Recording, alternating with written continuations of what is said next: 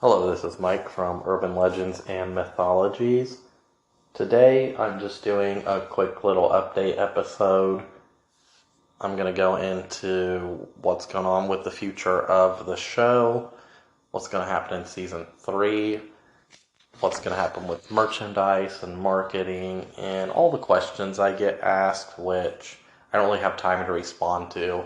I try to respond to some of them towards the end of each episode and touch on some of that stuff that's going on in my life. But I figured I'd just do a standalone episode by itself right now. So, season 2 is almost finished. I am about halfway through editing episode 22. That's coming out this Thursday, June 15th. Don't miss it, it's going to be awesome. That being said, there's only a few more episodes until the season finale. The season finale is going to happen on July 6th, and that's going to be epic. You want to definitely, totally listen to that.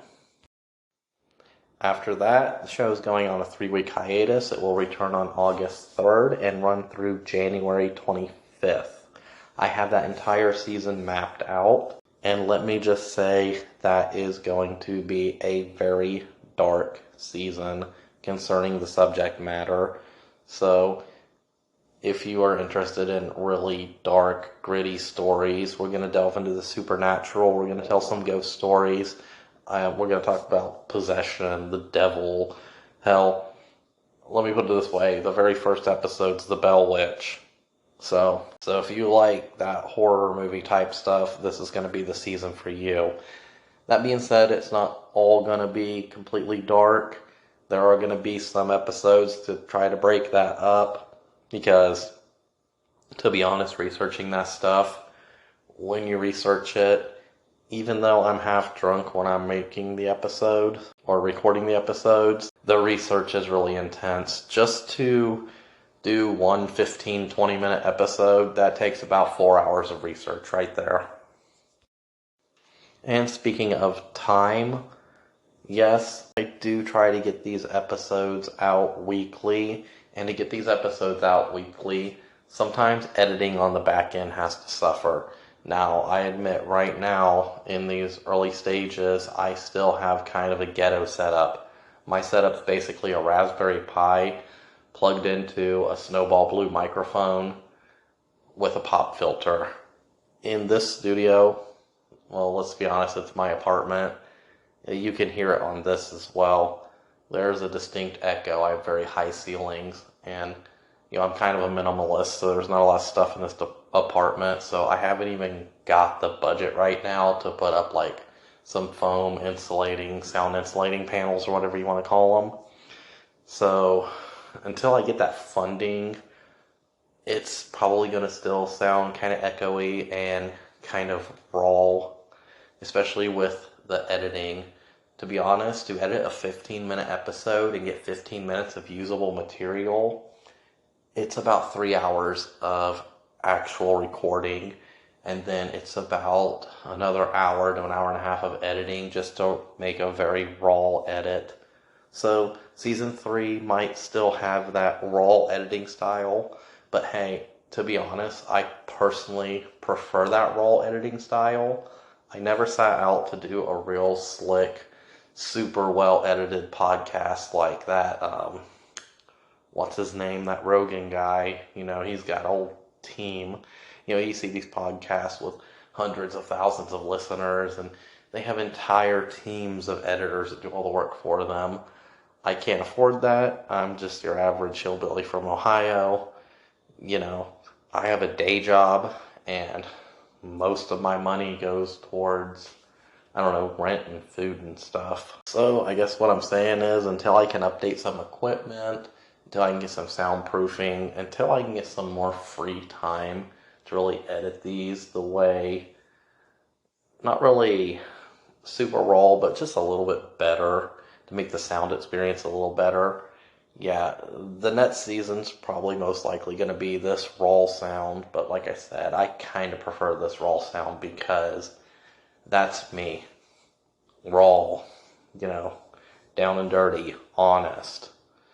Even with my semi-hillbilly Ohio accent. You know,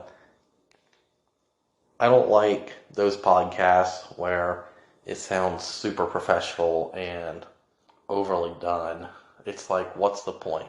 A podcast is supposed to be real. I like to keep it real. It kind of covers a lot of the questions I've been asked about why does it sound this way? Why does it sound super slick? I've also been asked questions about background music. I've experimented with putting background music in the episodes. And the problem is that I feel like the background music a lot of the times really takes away from the story. It kind of distracts from the narrative, which is why I don't use it very often. I know when I'm listening to it sometimes on the playback, to me I'm more distracted by swells and music and stuff than I am listening to the story. That being said, don't discount background music altogether. If I get some better auditing software, if I can maybe get a better, more dynamic microphone, then maybe I will incorporate those elements. Or if I didn't put myself on an episode a week schedule for apparently the rest of my life, well, I mean, I have season 4 mapped out all the way to August 4th, 2024, so for the next 2 years of my life, pretty much dedicated myself to it. It's probably going to be somewhat raw in the editing.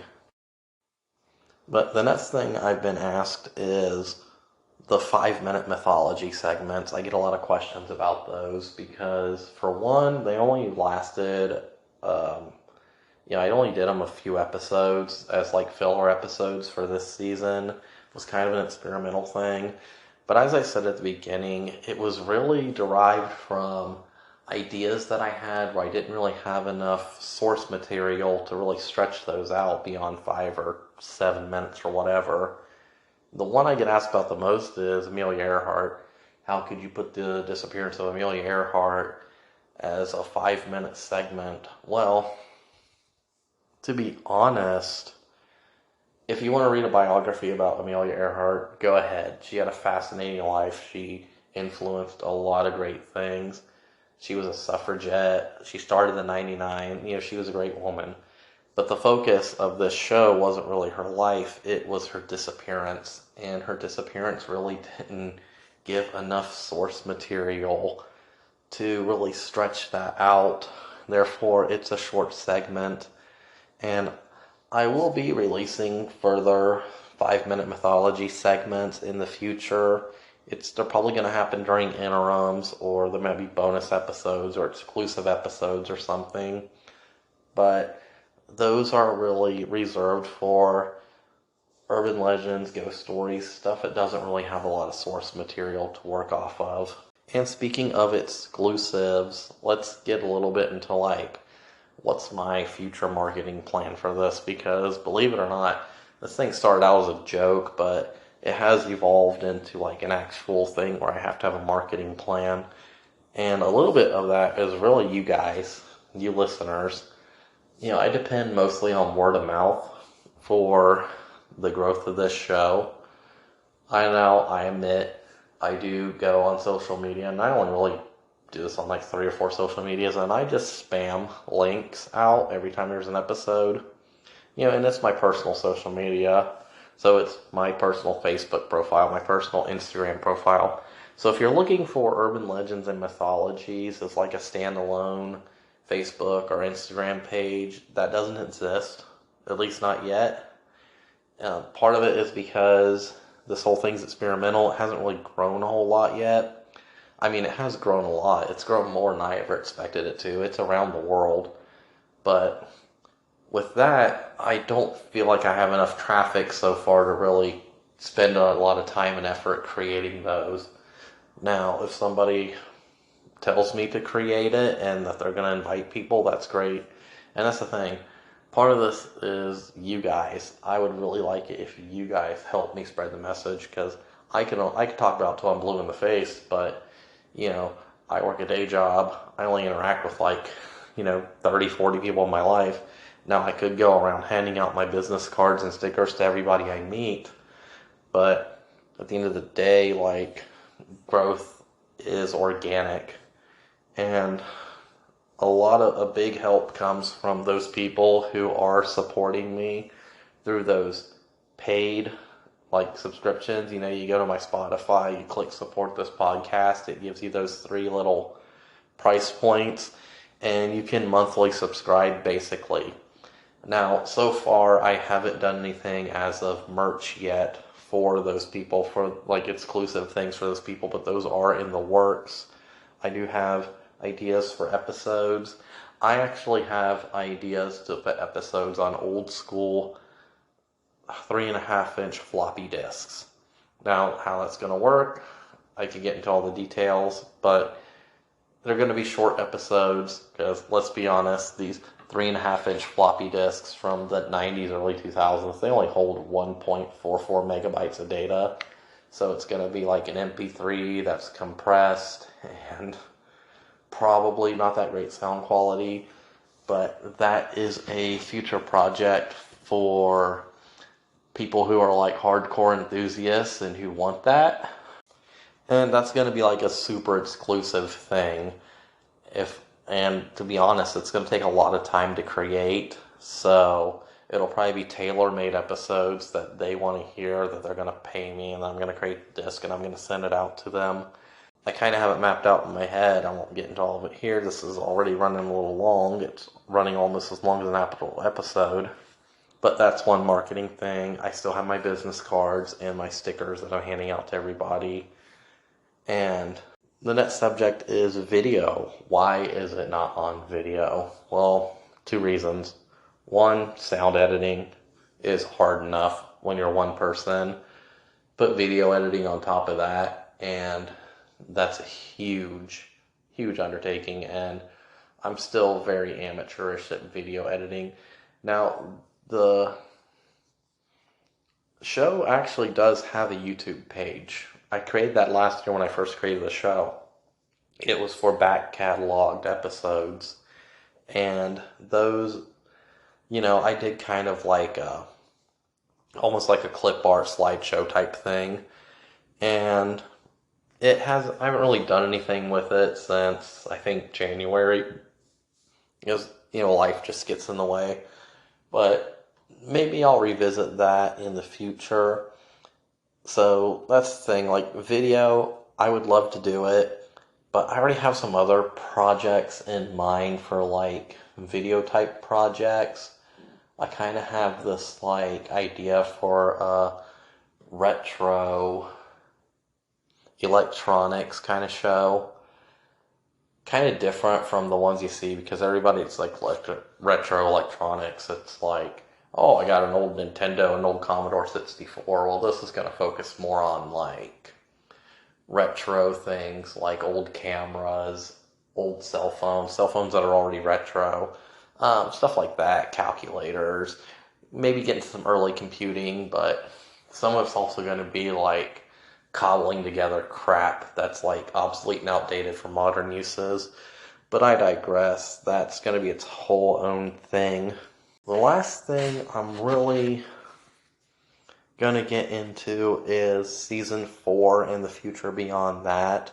Now, season 4 is scheduled to begin on February 13th, 2024, and that's going to run through August 1st. Now, it's going to retain that dark subject matter from season 3, but it's also going to retain some elements from season 2 and season 1. A lot of it is mapped out. However, I am taking requests for episodes for that season. I probably have about 15 slots for episodes, and they fill up fast. So if you want to request an episode for season 4, you have to get it to me now. Because anything after that, it's going to be late 2024 into 2025 into season 5. Depending on how big this grows, it could get out of control. However, that's really all I've got for right now. I know it's kind of long-winded. I didn't edit this. I'm literally just recording it on my phone in my kitchen.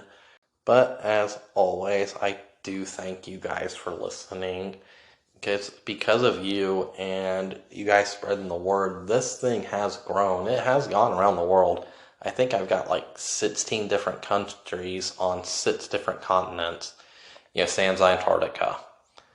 Like, to be honest, 5% of my audience right now is in South Africa, which is awesome. I don't know what I'm doing in South Africa that's so popular, but if anybody's in South Africa wants to reach out to me, let me know. I'll continue doing it. I'll even do an exclusive episode just for you guys. You are 5% of my audience right now. Oh, and one more thing. No, the beer is never going away. Now, out of respect for some subjects, I might do those sober.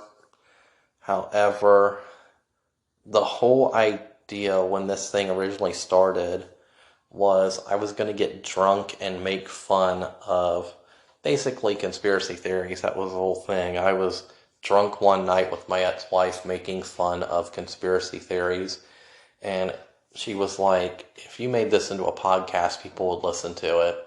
Well, that kind of evolved in that process to what it became. It became me getting drunk, and instead of making fun of them, discussing their origins, discussing their anthropology. It's a way for me to use my anthropology background.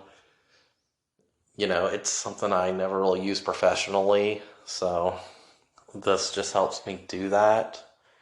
And I have a lot of fun with it. But like I said, thank you for listening. The next episode will be out this Thursday. That one's going to be awesome. You are going to love it. It's a much requested episode.